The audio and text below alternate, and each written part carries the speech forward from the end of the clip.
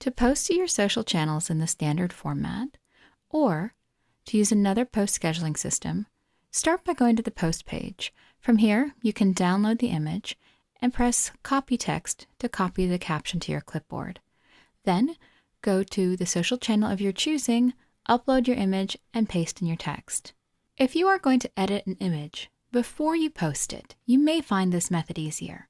First, select Copy Text. This will copy the text to your clipboard. Then, go to Edit Image. From here, you can make whatever change you were planning on making. Then, you can take your new post, go to Post or Export, and download your changed image here.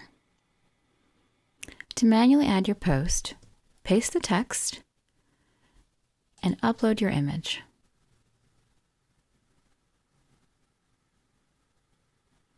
And you're ready to go.